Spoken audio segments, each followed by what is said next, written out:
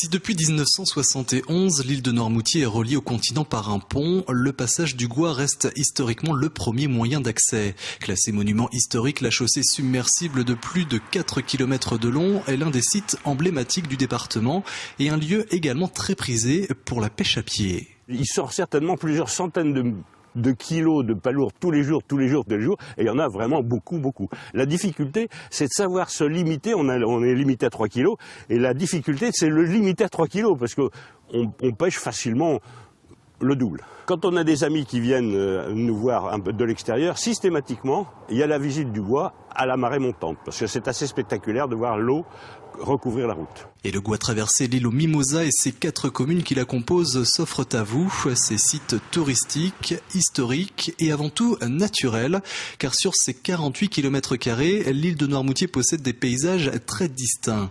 Il y a évidemment ses plages, 56 km au total, notamment à l'ouest en prolongement du littoral vendéen, sa côte rocheuse au nord, ses forêts de chênes verts, de pins maritimes et de mimosas, et au cœur de la presqu'île, sur près d'un tiers de sa superficie, ce qui en fait une autre particularité, ces marais salants où sont récoltés en moyenne chaque année 2000 tonnes de sel marin. Plus que la production du sel, c'est vraiment notre métier, c'est-à-dire le principe que c'est un métier qui a un peu plus de 1300 ans d'histoire. Et qu'en 1300 ans d'histoire, on n'a pas changé les techniques, c'est-à-dire qu'on travaille exactement de la même manière. Donc c'est vraiment la particularité de notre métier, c'est-à-dire qu'on n'est pas que des producteurs de sel, on est des façonneurs des paysages, puisque le paysage de Noirmoutier, c'est-à-dire le paysage des marais, a été construit que par l'homme, en fin de compte. C'est essentiellement ça qu'on essaie de faire découvrir dans notre métier.